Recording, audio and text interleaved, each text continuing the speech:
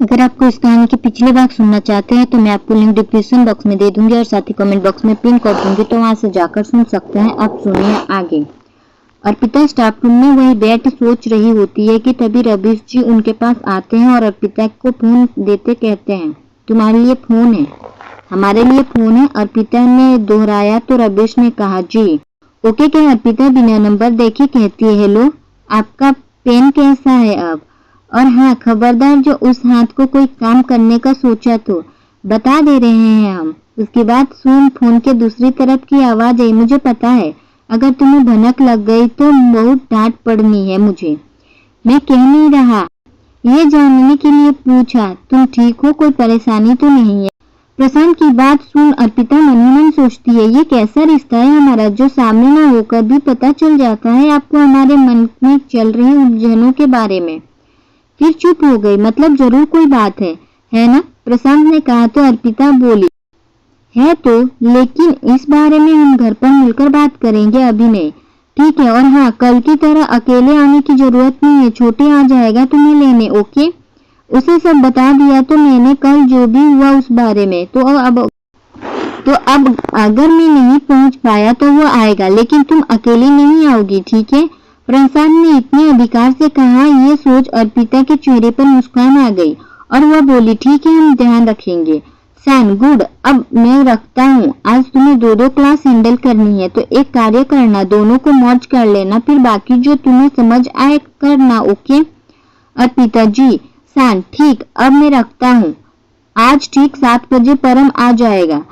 जी, अर्पिता ने कहा तो प्रशांत फोन रख देते हैं। ऑफिस से जल्दी आकर प्रशांत घर बैठ बोर हो रहे होते हैं कि तभी उनके कानों में चाचू चाचू शब्द की ध्वनि सुनाई देती है, तो प्रशांत दरवाजे की ओर देखते हैं जहाँ त्रिशा के साथ चित्रा अंदर चली आ रही होती है। चित्रा का आया देख प्रशांत के चेहरे पर तनाव झलकने लगता है और उसकी आंखों के सामने स्वप्न वाला दृश्य घूमने लगता है।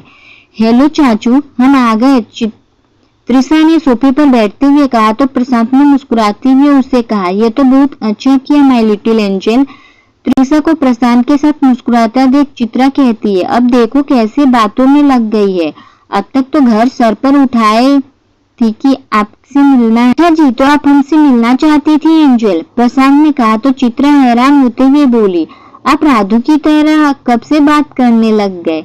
ओह, फंस गया, अब क्या बोलूं इससे, प्रशांत ने मन ही मन खुद को कहा और चित्रा से बोली, वह तो इसलिए क्योंकि अभी अभी त्रिशा भी उन्हीं के तरीके से बात कर रही थी, तो बस इसका साथ देने के लिए बोल दिया मैंने। ठीक, आप पूछ लेंगे चाय कॉफी, क्योंकि मैं अपने लिए चाय बनाने जा रही हूँ, चित्रा ने पूछा। जी नहीं, अभी मन नहीं है, प्रशांत ने संक्षिप्त में कहा तो चित्रा बोली, कमाल है, आप चाय के लिए मना कर रहे हैं जबकि आपको तो चाय बहुत पसंद है। जी वो तो बस अभी मन नहीं है, ऑफिस से आया था तो पीकर आया था।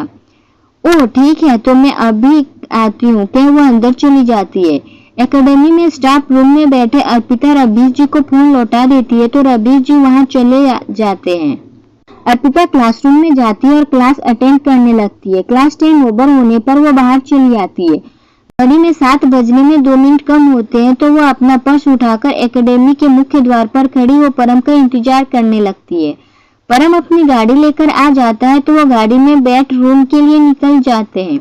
परम का फोन रिंग होता है तो अर्पिता कहती है, लगता है आपके भाई का फोन आ गया। ये सुन परम कहता है, काफी अच्छी तरह से जानने लगी है आप उन्हें। शायद उन्हीं की संगत का असर है, अर्पिता ने कहा तो परम के दिमाग में खुरापात चलने लगी। वो अर्पिता से बोले, मैं कॉल अटेंड कर रहा हूँ और भाई से कुछ बात करूंगा, आप बस चुप सुनना, ओके, कुछ बोलिएगा नहीं। ठीक, अर्पिता ने कहा तो परम ने कॉल बैक कर ली। प्रशांत फोन उठाया और बोले, हेलो, पहुंच गए परम, अर्पिता तुम्हारे साथ है ना गाड़ी में? प्रशांत की बात सुन परम ने मुस्कुराते हुए अर्पिता की ओर देखा और बोले, नहीं भाई, वो मेरे साथ नहीं आई, उन्होंने मेरे साथ आगे बैठने से मना कर दिया और पीछे बैठने लगी तो मैंने भी कह दिया कि मैं उनका ड्राइवर नहीं देवर हूँ। जिस तरह वो नाराज हो गई और पैदल ही कहीं निकल गई, अब मैं उन्हें को ढूंढते हुए भटक रहा हूँ। परम की बात सुनकर अर्पिता को हंसी तो बहुत आ रही है, लेकिन प्रशांत की परेशानी न हो जाए इस कारण वो परम को सच बताने की रिक्वेस्ट करने लगती है। वही प्रशांत वो परम की बात सुन गुस्से से कहता है, छोटे ये क्या किया तुमने? मैं ऐसा नहीं कहना चाहिए था उनसे। वो न जाने क्या सोच रही होगी अब मेरे बारे में। तुम भी ना अपनी शैतानियों से बाज नहीं आओगे। क्या जरूरत है ये कहने की? अब तक मुझे खुद नहीं पता कि उसके मन में मुझे लेकर क्या भावनाएं हैं। भावनाएं हैं भी या नहीं? तुम तो तोते की तरह बोल दिए उसे। अब तुम उसे ढूंढते रहना। वो नहीं मिलने वाली, बहुत जिद्दी है वो। न जाने कहाँ भटक रही होगी वो। अगर नहीं मिली तो मैं श्रुति से क्या बोलूंगा कि उसकी दोस्त अचानक गायब कहाँ हो गई। प्रशांत की ये लास्ट लाइन सुन परम ने मन ही मन खुद को कोसते हुए कहा, ये लाइन बोलनी जरूरी थी क्या? अच्छा भला आपको मन की बात बोल रहे थे, ये लाइन बोल सब गुड़गोबर कर दिए आप भाई। तो परेशान होता देख अर्पिता खुद को रोक नहीं पाती और बोल पड़ती है, आप इनकी बातों का बुरा मत मानिए, आपको तंग कर रहे हैं, हम इन्हीं के साथ हैं। प्लीज हमें लेकर आप परेशान नहीं होइए और गुस्सा मत करिए, हम अभी 10 मिनट में पहुंच रहे हैं। अर्पिता की आवाज सुन प्रशांत एक गहरी सांस लेते हैं और कहते हैं, ठीक है, इस नटखट को तो मैं घर आने पर बताऊंगा। और हाँ नटखट, उधर से एक बड़ी वाली डेयरी मिल्क लेते आना, एंजल आई हुई है। प्रशांत की बात सुन अर्पिता कहती है, एंजल मतलब वो छोटी सी प्यारी सी बच्ची त्रिशा? प्रशांत, हाँ वही, और चित्रा दोनों यही हैं, बस निकलने वाली है, तो उनके निकलने के बाद ही तुम यहाँ आना। तो फिर भाई अपने चॉकलेट क्यों लाने को लिए बोला मुझे जब हम घर नहीं आ सकते? तो परम ने कहा। तो प्रशांत बोले, तुम्हें घर आने को मना नहीं किया है, बल्कि अर्पिता को कुछ देर बाद आने के लिए बोला है। वो यहाँ आकर नीचे बैठ जाए, क्योंकि अंकल आंटी इस समय खाना खाते हुए समाचार देखने में व्यस्त होंगे। हॉल में कोई नहीं होगा तो अर्पिता वहीं बैठ सकती है। ठीक है, हमें स्वीकार है, अर्पिता ने कहा। ओके के प्रशांत फोन रख देते हैं और मन ही मन सोचते हैं, तुम्हें इस तरह छुप कर रहना पड़ रहा है, ये बात तो मेरे साथ तुम्हें भी इतनी भी दुखी हो रही होगी, लेकिन इसके अलावा अन्य कोई विकल्प नहीं है, क्योंकि तुम भी यही चाहती हो।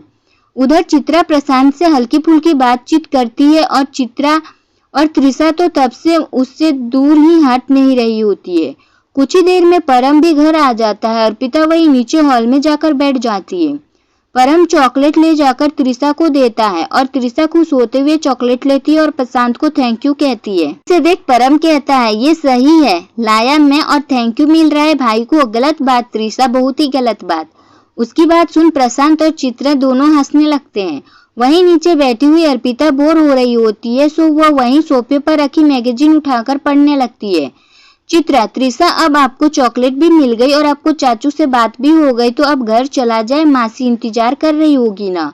ओके मामा, छोटी सी त्रिशा ने कहा और वो चॉकलेट का एक हिस्सा प्रशांत को देती है और कहती है, ये आपके लिए चाचू, मीठा ताओ और जल्दी से ठीक हो जाओ।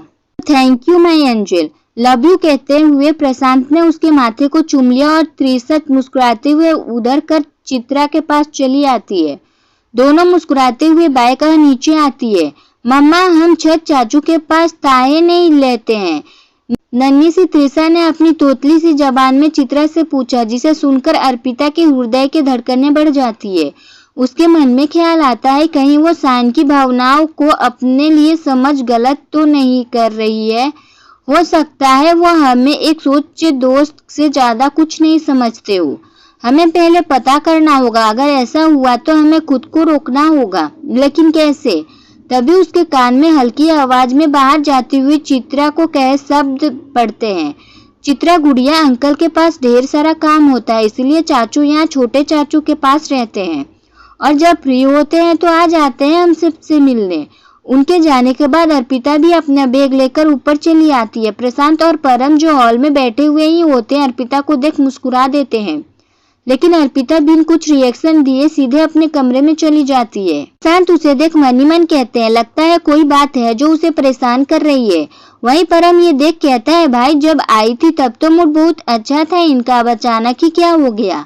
होगी कोई बात जो परेशान कर रही होगी, मैं पता करता हूँ, तुम चेंज कर लो और जाकर, प्रशांत ने परम से कहा और वहीं बैठ अर्पिता के बाहर आने का इंतजार करने लगा। कमरे में मौजूद श्रुति ने अर्पिता को देख हेलो कहा और बोली, कैसा गया तुम्हारा दिन? दिन भी ठीक रहा, वैसे तुम्हें तो पता ही होगा, तुम भी तो साथ थी। हम सो तो है, वैसे तुम्हें पता है तुम्हारे आने के बाद चित्रा ने सात्विक को खूब बैंड बजाई, बहुत सुनाया उसे। काहे? अर्पिता ने पूछा। है क्या? उसे एक प्रोजेक्ट दिया था, उसमें भी उसने कुछ गलतियां कर दी तो बस फिर क्या। उल्लू ने केबिन के अंदर बहुत झाड़ लगाई। मुझे तो अभी कुछ देर पहले सात्विक ने फोन पर बताया। सच कहूँ तो मुझे बहुत गुस्सा है चित्रा पर। यार वो नया है, कुछ ही दिन हुए हैं, उसे काम संभाले, इतने जल्दी कोई कैसे सीख सकता है? फिर भी सोचना चाहिए था ना। हो सकता है यह उनके काम करने का तरीका हो। अब सोचो, जैसे आपके भाई के लिए प्रोफेशनल लाइफ अलग है, वैसे ही चित्रा के लिए हो। अब है तो आखिर अच्छे दोस्त ही ना। कहते हुए अर्पिता ने श्रुति की ओर देखा तो श्रुति बोली, नहीं, पहले ऐसी नहीं थी वो। पहले तो बहुत सॉफ्ट थी, बिल्कुल राधू भाभी की तरह। बस हालातों से सामना करते करते थोड़ी कठोर हो गई है वो, बस बाहर वाले के लिए। ओके, वैसे ये हमारा मतलब है तुम्हारी फैमिली के साथ क्यों रहती है? उनकी अपनी फैमिली भी तो होगी ना। अर्पिता ने चित्रा के बारे में जानने के उद्देश्य से पूछा तो श्रुति बोली, मुझे इतना पता है कि डोसा के प्रेम भाई के साथ एक हादसा हो गया था जिसमें उनके पति की मौत हो गई, तो प्रेम भाई एक दोस्त की तरह उनकी जिम्मेदारी उठाते हुए यहाँ ले आए। तब से ये रहती है, साल के त्योहारों पर ये अपने घर चली जाती है। ओह, तो मतलब ये विडो है? अर्पिता ने कहा। हाँ, प्रेम भाई और भाभी ने कोशिश की थी इनसे आगे बढ़ने के बारे में, लेकिन उन्होंने साफ मना कर दिया, तो दोनों ने इन पर कोई दबाव नहीं दिया और अब ये यहाँ प्रशांत भाई के साथ यहाँ कार्य करती है। और सच कहूँ तो इनकी बॉन्डिंग बहुत अच्छी है। दोनों ने मिलकर मामा जी की इस कंपनी को संभाला है, श्रुति ने कहा। तो अर्पिता बस मुस्कुराते हुए वहां से बाहर चली आती है। हॉल में प्रशांत को बैठा देख उसके पास आ पहुंचती है। अब आप ठीक है? प्रशांत, क्या हुआ अपू, तुम ठीक हो? अर्पिता, जी हम अब बिल्कुल ठीक है। उसे कुछ याद आता है तो वो उठकर वहां से चली आती है। उसके जाने के बाद प्रशांत मन ही मन सोचते हैं, कुछ तो ऐसा हुआ है जिसका असर तुम्हारे मन पर पड़ा है, जिस कारण जो खुशी तुम्हारे चेहरे पर रहती थी वो अभी बाहर नहीं आ रही है। वहीं अर्पिता रसोई में जाती है और 2 कप चाय बनाकर बाहर चली आती है। आपकी चाय, अर्पिता ने धीरे से कहा तो प्रशांत ने चाय का प्याला हाथ में पकड़कर हल्का सा मुस्कुराया। अर्पिता अपनी चाय का प्याला पकड़ वहीं बैठ जाती है।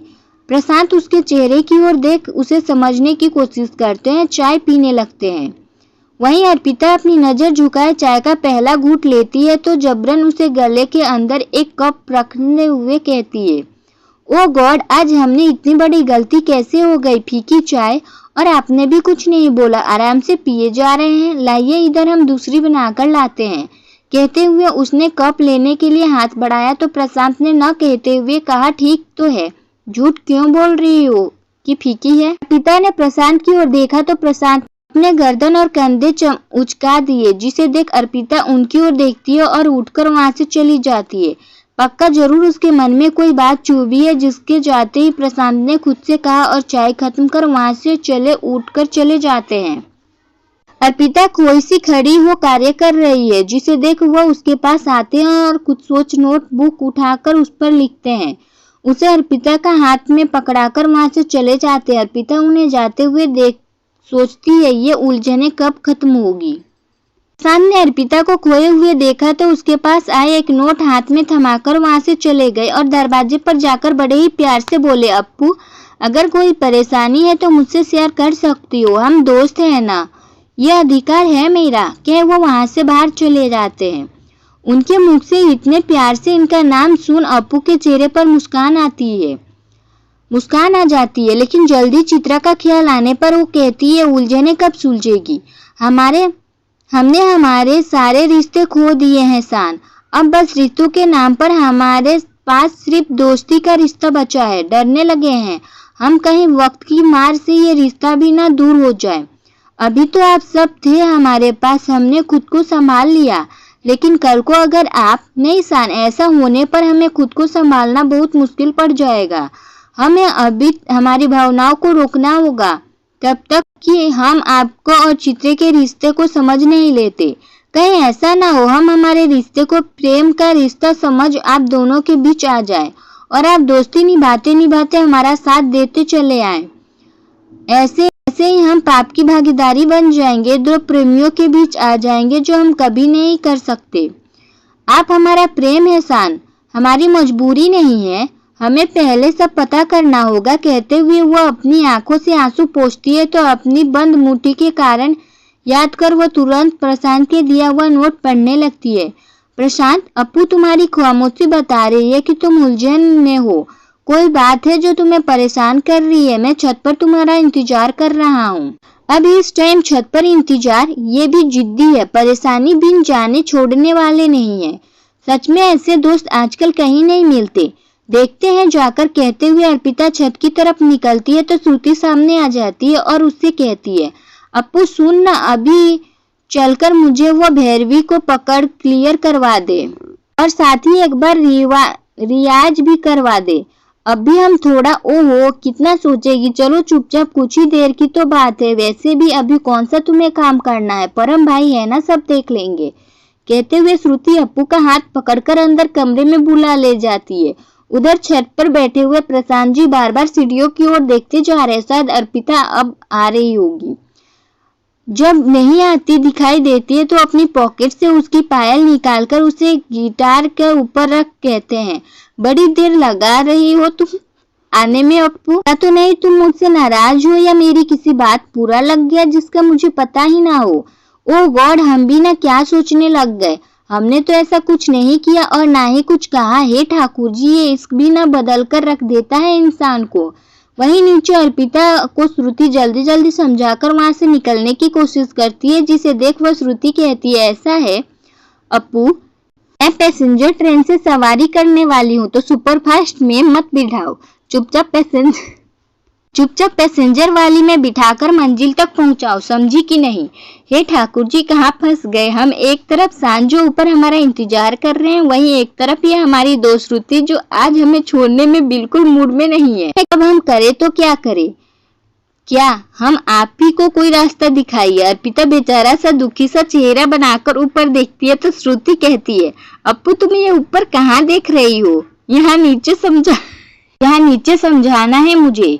हम समझ तो रहे हैं, पूरे मन से ध्यान देगी तब ना समझा पाएंगे। इधर ध्यान दो, हमारे रिएक्शन पर नहीं। समझे? श्रुति को कहा, अर्पिता ने श्रुति से कहा। ओके श्रुति बोली और अर्पिता एक बार फिर से श्रुति को समझाने लगती है। उधर छत पर इंतजार करते करते काफी समय हो जाता है। आसमान में चांद निकल जाता है तो प्रशांत चांद की ओर देखकर कहते हैं, तुम तो निकल आए हो आसमान में अपनी चांदनी को लेकर, लेकिन मेरी चांदनी अभी तक नहीं आई। ये चांद तो अभी भी बेनूर ही रहा है अपनी चांदनी के बिना। तुम ही मेरा संदेश उस तक पहुंचा दो जिससे वो भी अपने चांद के पास आ जाए और उसमें भी चांदनी से नूर भर दे। कहते हुए वो गिटार उठाते हैं और उसे ट्यून करने लगते हैं। लेकिन आज वो कोई गजल ना गुनगुनाकर एक मूवी का रोमांटिक सॉन्ग गुनगुनाने लगते हैं। के साथ कमरे में बैठी हुई होती है। ओ गॉड, मतलब हम नहीं पहुंचे तो ये हमें ऐसे टॉर्चर करेंगे। जानते हैं ये कि उनकी उंगली में चोट लगी हुई है, लेकिन फिर भी अभी बताते हैं हम इन्हें, मन ही मन कहते हुए अर्पिता श्रुति से अभी आने का के वहां से छत पर चली जाती है। छत के नजारे देख उसका पारा और चढ़ जाता है। वो वहीं नीचे लौट आती है और बड़बड़ाते हुए वहीं इधर से उधर घूमने लगती है। कहीं भी कुछ भी कह लो, इन्हें करना अपने मन की ही है। कितना मना किया, बस 2 दिन की ही बात तो थी, इसीलिए तो एकेडमी जाने के लिए मना किया। वहां जाएंगे तो गिटार बजाएंगे, अंगुली हिलेगी तो जख्म ठीक नहीं हो पाएगा।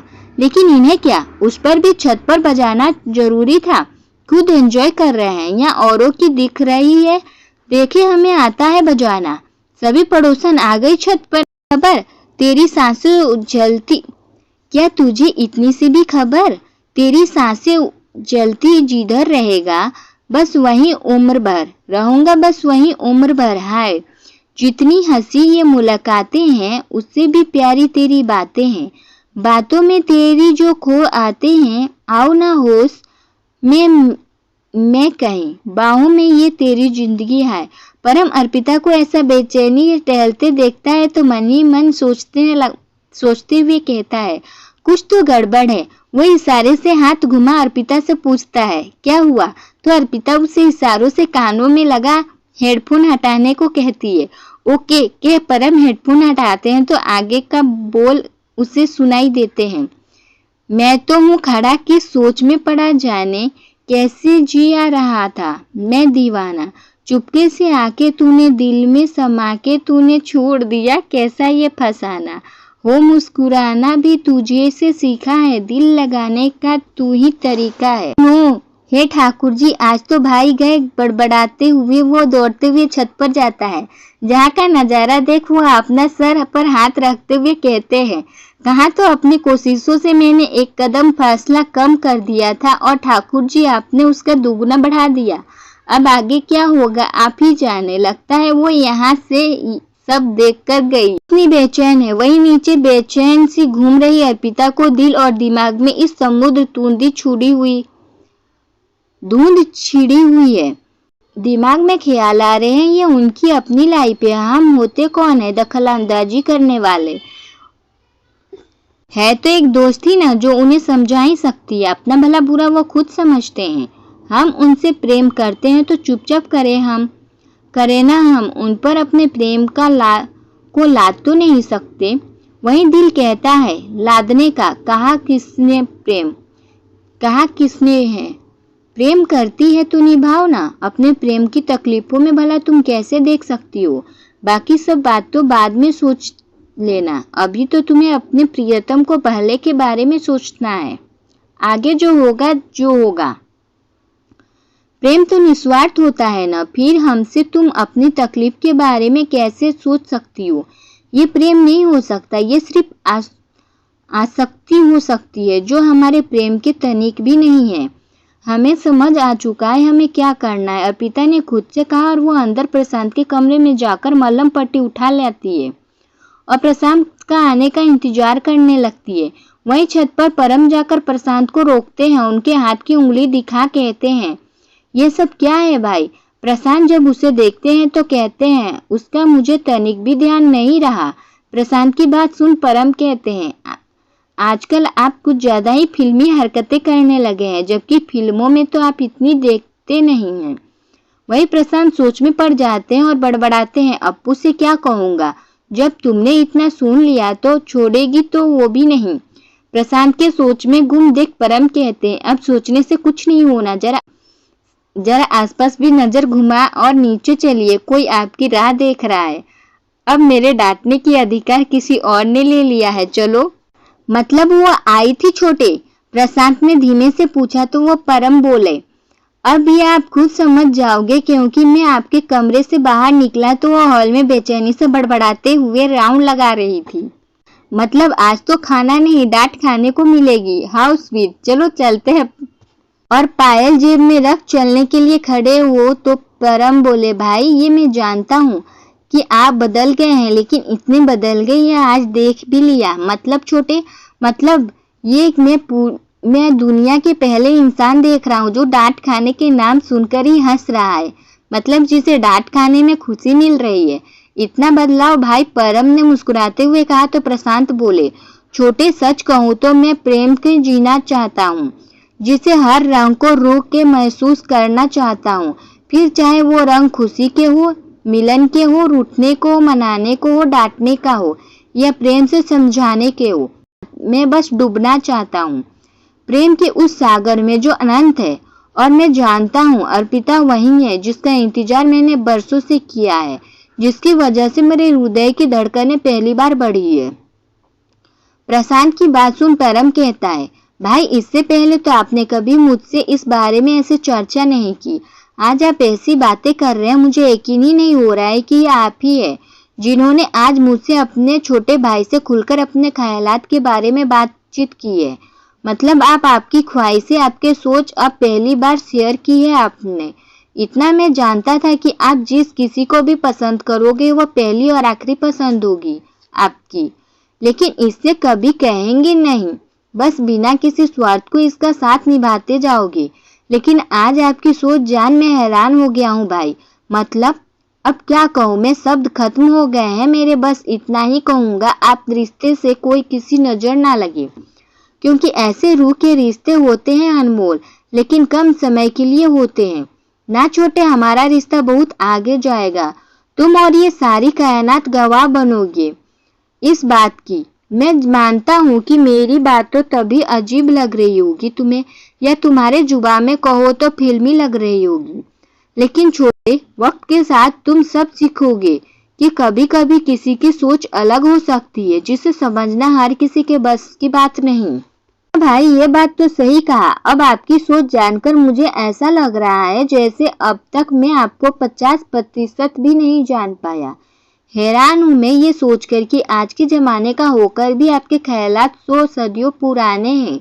एक लड़का होकर भी आपके ख्यालात है कि आप प्रेम को रूह से जीना चाहते हैं, उसके हर रंग में रंगना चाहते हैं, डूबना चाहते हैं आप उसके हर रंग में। छोटे, इसमें लड़की या लड़के वाली कोई बात नहीं है। लड़का हूं तो क्या हुआ, लड़कों की क्या ख्वाहिशें नहीं होती, उनका दिल नहीं होता, उनके सपने नहीं होते, उनके अरमान, उनकी इच्छाएं नहीं होती। सब होता है छोटे। लड़कों के अंदर भी भावनाएं होती है, बस फर्क इतना होता है कि जिम्मेदारियों के बोझ के चलते भावनाओं दिलों के किसी कोने में दब जाती है, या वो किसी रिश्ते में बंधने पर उस रिश्ते को खुशी के लिए उन भावनाओं को मार देते हैं और उप तक नहीं करते। वो दूसरे की खुशी में भूल जाते हैं कि वो क्या चाहते हैं। वहीं जब किसी रिश्ते की महत्वाकांक्षाएं सिर उठाने लगती है तो सारा दोष हम लड़कों पर डालकर वो रिश्ता हम तोड़ देता है। ओ माय गॉड भाई, सच में आज तो मुझे शौक पर शौक दे रहे हैं। बस अब बाकी ना ज्ञान कल लूंगा आपसे। अभी आप जाकर डांट खाने का मजा लीजिए, साथ ही मैं भी मजा लेता हूँ आपके साथ। परम ने हंसते हुए कहा और नीचे भाग आए। उसके पीछे पीछे धीरे धीरे प्रशांत भी आ गए और आकर अर्पिता के सामने खड़े हो गए। अर्पिता ने कुछ नहीं कहा और प्रशांत का हाथ पकड़ ले जाकर सोफे पर बिठा दिया। गिटार ले टेबल पर रख देती है और खामोशी से बिन कुछ कहे खून के सनी हुई पट्टी उतारने लगती है। जिसकी खामोशी को देख वो परम की ओर देखते हैं तो परम भी कंधे उचकाकर अनजान बनने का इशारा करते हैं और वहां से उठकर अपनी ड्यूटी पर लग जाते हैं। तभी बिन प्रशांत के चेहरे की ओर देखे खड़ी खामोशी से पट्टी उतार देती है। जब वो देख उसका जी मिलचलने लगता है, लेकिन फिर भी हिम्मत कर बैठते हुए मेडिसिन लगा दोबारा पट्टी कर देती है और कहती है, इसे हम श्रुति के कमरे में ले जाकर रख रहे हैं ताकि अगली बार जब जरूरत पड़े तो हमें ढूंढना ना पड़े। अर्पिता जाने के लिए मुड़ती है तो हर बार की तरह इस बार फिर रुकना पड़ता है, तो वह प्रशांत से मुड़ती है और बिना प्रशांत के चेहरे की ओर देखे दुपट्टा निकालने के लिए हाथ बढ़ाती है तो प्रशांत हाथ पीछे कर लेते हैं। ये देख अर्पिता उठती है और एक गहरी सांस ले मुड़कर सीधे श्रुति के कमरे की ओर दौड़ जाती है, जिस कारण उसका दुपट्टे का एक सिरा प्रशांत के हाथ में तो दूसरा उसके तन में सरक उलझा हुआ गिटार पर जाकर गिर जाता है। हे ठाकुर जी, इतनी नाराजगी है, अब मैं इसे दूर करूं तो कैसे कहा तो मैं इससे बात कर उसकी परेशानी का कारण जानना चाहता था और अब कहाँ ही उसका नाराज कर दिया।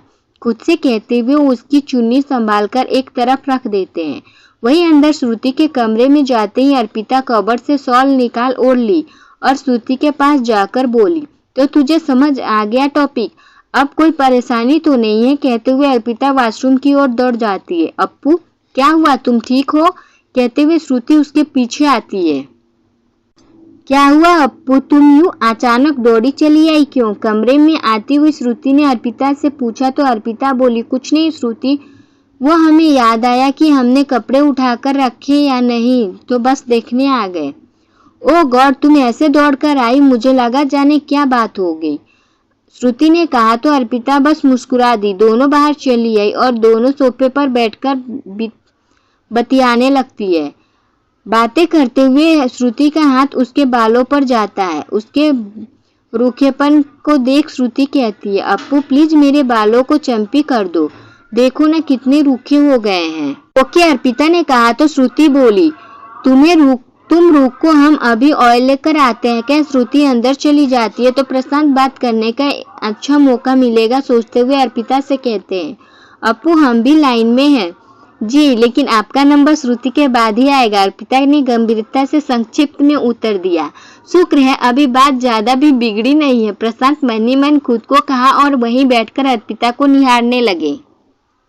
श्रुति तेल लेकर आ जाती है तो अर्पिता उसके बालों में चंपी करने लगती है। हल्के हाथों से करने के श्रुति को नींद आने लगती है और वो जमाई लेने लगती है। ये देख प्रशांत उससे कहते हैं, श्रुति मुंह धो लो, नींद आने लग गई तुम्हें। हाँ भाई, वही करना पड़ेगा अब, श्रुति ने मुस्कुराते हुए कहा और उठकर वहां से चली जाती है। उसके जाते ही प्रशांत श्रुति की जगह पर आकर बैठ जाते हैं। अर्पिता ऑयल निकालकर चंपी करने लगती है तो प्रशांत बातचीत शुरू कर कहते हैं, अप्पू नाराज हो? अर्पिता, नहीं। प्रशांत, तो इतनी चुप क्यों हूँ? अर्पिता, बोलने के लिए भी कुछ नहीं है। अच्छा बताओ, एकेडमी में क्या हुआ था, क्यों परेशान थी तुम? अर्पिता जानबूझकर पूर्वी वाली बात छिपा जाती है और कहती है, नहीं कुछ खास नहीं थी, वो बस थोड़ा तनाव था क्लास को लेकर कि आगे अगर कोई परेशानी आए तो कैसे हैंडल करे, तो बोल दिया हमने परेशानी है, घर में बैठकर बात करते हैं। प्रशांत, पक्का यही बात थी ना? अर्पिता, हाँ यही बात थी। और मन ही मन कहती है, शान हमें इतने स्वार्थी नहीं है कि अपनी परेशानियों में अपने प्रेम के लिए कोई समस्या खड़ी कर दे। अपने हमारे लिए इतना सब किया, वही बहुत है। हम आगे जो कहेंगे उससे कहीं ना कहीं आप तब बात जरूर पहुंच जाएगी, क्योंकि आप भी एकेडमी से ही सदस्य हैं और हम नहीं चाहेंगे कि हमारी वजह से आपके ऊपर कोई प्रश्न चिन्ह लगाए। बाकी अब तक जो हम बचपना करने लगे थे वह नहीं करना चाहिए था। ये तो वही हिसाब कर रहे थे हम कि आपने उंगली दी पकड़ने के लिए और हम कलाई पकड़ अपनी हद पार करने लगे। सॉरी शान, ले लफ्ज उसके मुंह से निकल ही जाती है। जिन्हें सुन प्रशांत ने पूछा, सॉरी किस लिए अप्पू? कुछ नहीं, ये तो ऐसे ही मुंह से निकल गए, अर्पिता बोली। प्रशांत मन ही मन सोचते हैं, बेटा प्रशांत बहुत ज्यादा मेहनत करनी पड़ेगी, ज्यादा दिल दुखा दिए तुम। बड़े आए प्रेम के महसूस करने वाले, उसे जीने वाले, ऐसे इस ख्यालों में डूबे कि इसी का मन दुखा बैठे। वो अभी भी यही समझ रही है कि कुछ देर पहले जो हुआ उसकी वजह अर्पिता नाराज है। अब उन्हें क्या पता कि अर्पिता उनके साथ साथ खुद से नाराज है। वह नाराज है अपनी महत्वाकांक्षाओं से, प्रशांत की परवाह को प्रेम समझने की वजह से, उसकी दोस्ती के रिश्ते को कुछ और समझने की वजह से। और यह बदलाव जो अर्पिता में आया है वह त्रिशा की बात सुनकर आया है। उनके चित्रा और त्रिशा के साथ उनके रिश्ते को लेकर आया है। जी कहा है किसी ने, प्रेम के धागे इतने महीने होते हैं कि हर धागा शांति और धैर्य से ही सुलझाया जा सकता है, और प्रेम की राहें तो इससे भी कठिन होती है, जो देखने में इतनी आसान, साफ सुथरी, बाधाओं रहित दिखती है कि चंचल मन हर साहस ही उस राह का सुंदरता देख उबलते हुए उस ओर दौड़ पड़ता है। लेकिन जब राह में बाधाएं उत्पन्न होती है तब प्रेम की कसौटी पर परख होती है। वही कसौटी प्रशांत और अर्पिता के जीवन में तब से शुरू हो चुकी है जब से उन दोनों के ही प्रेम का एहसास हुआ है। एहसास दोनों को है, लेकिन अपनी भावनाओं का, एक दूसरे का भावनाओं से अभी तक अनजान है। शान सुनो, ऑयलिंग हो चुकी है, अब हम जाते हैं, ठीक? अर्पिता ने कहा और वह वहां से उठकर चली जाती है। उसके जाने के बाद प्रशांत भी उठकर परम के पास चले जाते हैं। परम भाई, बात बनी कि नहीं? प्रशांत, नहीं छोटे, बहुत नाराज है, इतना कि ठीक से बात भी नहीं कर रही है। परम, सही, अब शेर को सवा शेर मिल ही गया, अब आप जाने और वो जाने, मुझे अभी बीच में नहीं पड़ना। ठीक छोटे, मैं ही कुछ सोचता हूँ, कहते हुए प्रशांत अपने रूम में चले जाते हैं और बैठकर अप्पू को मनाने की तरीकों के बारे में सोचने लगते हैं। इसके बाद की कहानी सुनने के लिए सुनते रहे आटू मोटिवेशनल वाइब्स। आपको ये कहानी कैसी लगी मुझे अपनी राय कमेंट बॉक्स में जरूर दीजिएगा। कहानी पसंद आए तो लाइक शेयर सब्सक्राइब कर दीजिए। मिलते हैं नेक्स्ट पार्ट में। Thank you for watching video.